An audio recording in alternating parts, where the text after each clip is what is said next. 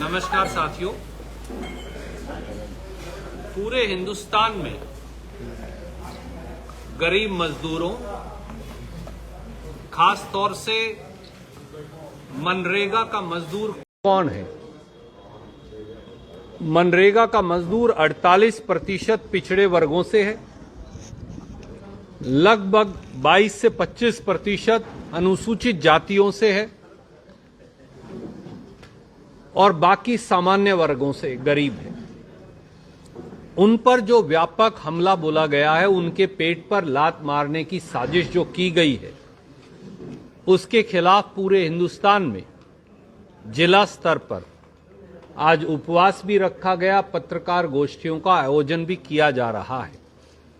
हमारे जिला अध्यक्ष मेरे भाई रामचंद्र गुर्जर जी और हमारे सब साथी आज मिलकर उसी संबंध में आपके समक्ष 8 बड़े हमले जो मनरेगा कानून पर बीजेपी की सरकार ने बोले हैं, उनकी व्याख्या करने के लिए आपके बीच में उपस्थित हैं। साथियों, विकसित भारत गारंटी फॉर रोजगार तथा आजीविका मिशन कानून, ये असल में महात्मा गांधी नरेगा की सार्वजनिक दिन दहाड़े हत्या है।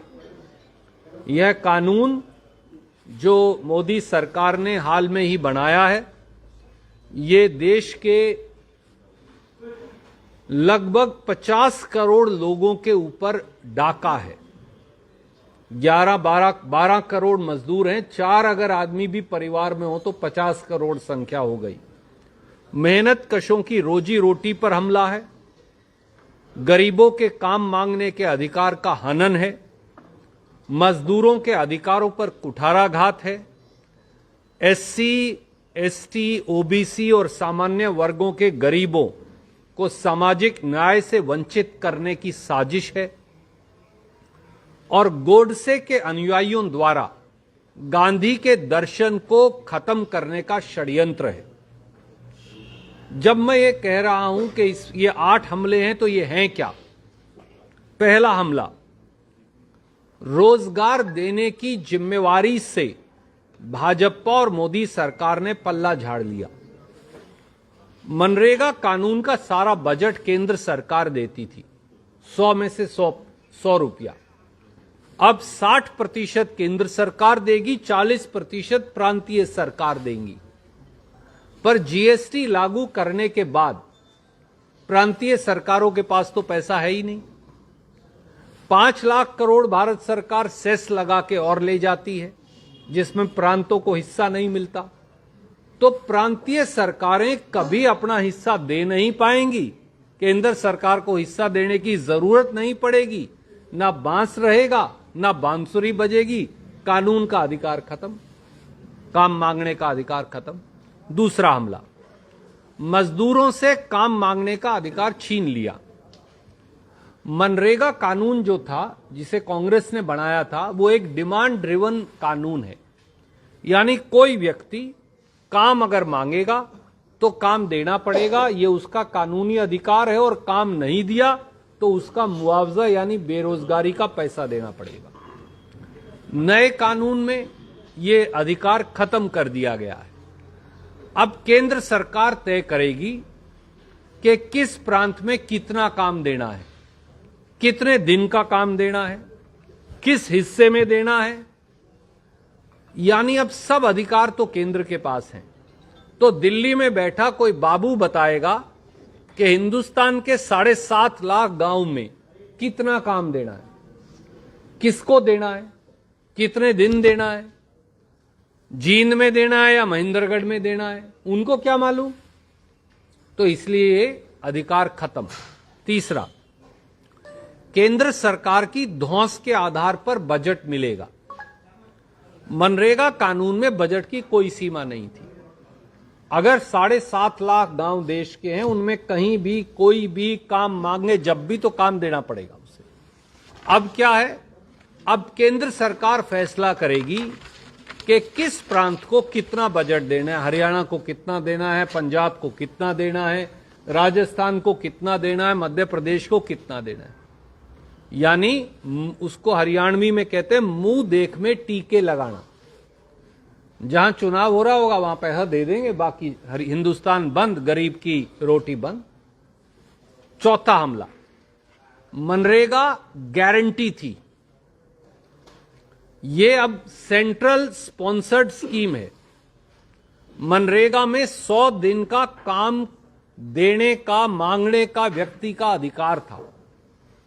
अब भारत सरकार फैसला करेगी। उसके सेक्शन 3 में कह दिया ये तो भारत सरकार की एक स्कीम है। आपने देखा जल जीवन मिशन में मोदी जी फैसला करते हैं किसको कितना पैसा देना है, तो सेंटर की स्कीम है, दे ना दे उनकी मर्जी है। पांचवा हमला, किसान और मजदूर को लड़वाने की एक साजिश की गई।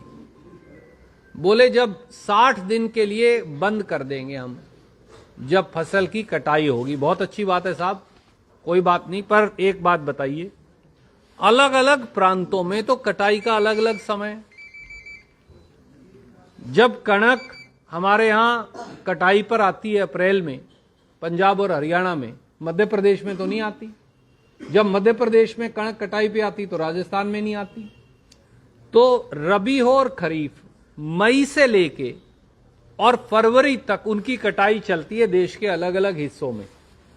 तो मई से फरवरी तो आपने काम देना नहीं, तो कितने दिन की स्कीम रहेगी? 1 अप्रैल से चालू हुआ तो 2 महीने की स्कीम बन गई। 60 दिन की नहीं है, 2 ही महीने रह गए। भैया जब कटाई होगी तब तो देना नहीं, तो कटाई तो मई से फरवरी तक अलग अलग प्रांतों में चलती है। तो इसलिए ये किसान मजदूर को लड़वाने का भी एक षड्यंत्र है। छठा, maximum government minimum devolution, panchayat के अधिकार छीन लिए।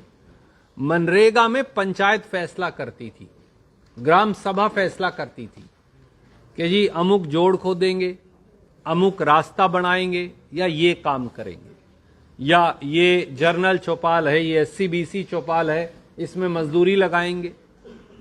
अब फैसला कौन करेगा? दिल्ली में बैठा बाबू। क्या कोई ऐसा व्यक्ति है भगवान के अलावा जो 7.5 लाख पंचायतों में क्या काम होना उसका फैसला दिल्ली में बैठ के कर सके? आप मुझे बताइए। उसको कभी फैसला कर नहीं पाएगा, काम कभी होगा नहीं, ना बांस रहेगा ना बांसुरी बजेगी, का अधिकार खत्म। 7वां हमला, इतनी डिजिटल पेचीदगियां पैदा कर दो कि काम ही ना हो। मैं आपको 2 उदाहरण देता हूं। पहले ये मनरेगा के कुछ साथी आए भी हुए हैं। मनरेगा मस्टर रोल आधारित कानून था। मस्टर रोल बनाओ, सोशल ऑडिट हो, काम खत्म। मोदी जी ने हाल में ही क्या किया, उस पे EKYC जरूरी कर दी और उस पे अंगूठा जरूरी कर दिया। जो पत्थर फोड़ने वाला मजदूर है, कसी चलाने वाला मजदूर है, खुरपी चलाने वाला मजदूर है, उसके तो हाथ का निशान ही मिटा होता है। और अगर आप 50-60 साल के हो जाओ तो वैसे ही मिट जाता है धीरे धीरे घस के। तो उनको तो कभी मजदूरी पहले ही नहीं मिल रही। उसका नतीजा ये हुआ कि 27 लाख मजदूरों के नाम कट गए पहले ही इस देश में। अब क्या कर दिया, बायोमेट्रिक होगी, EKYC होगी, जियो टैग्ड अटेंडेंस होगी, यानी GPS के साथ बंदा हाजिर दिखाना पड़ेगा। रियल टाइम डिजिटल डैशबोर्ड होगा और आर्टिफिशियल इंटेलिजेंस होगी। ये काम हो ही नहीं सकते किसी गांव में लागू। तो ना बांस रहेगा ना बांसुरी बजेगी, किसी को मजदूरी मिलनी ही नहीं। इतनी पेचीदगियां पैदा कर दोगे, PhD वाला पूरी कर सके। भैया अगर वो PhD होता तो मनरेगा में मजदूरी क्यों मांग रहा है अगला? तो गरीब आदमी है इसीलिए मांग रहा है।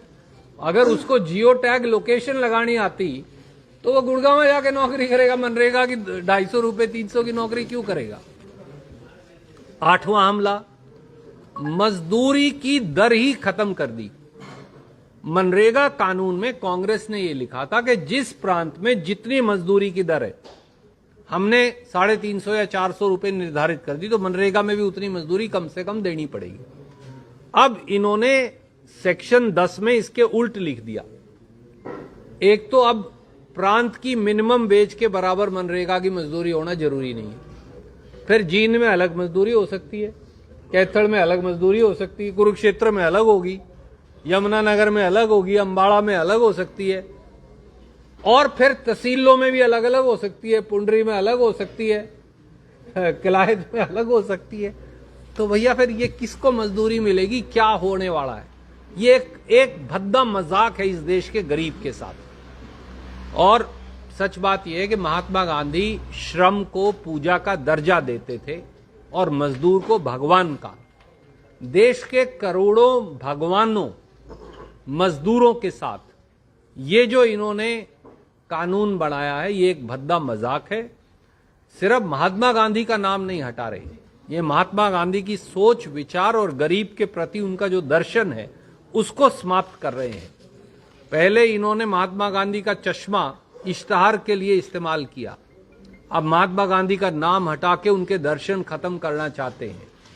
परंतु इसीलिए कांग्रेस पार्टी ने निर्णय किया है, ये लड़ाई नाम हटाने या बनाने की नहीं, केवल ये इस देश के मनरेगा के 12 करोड़ मजदूर यानी देश के 50 करोड़ लोगों की लड़ाई है।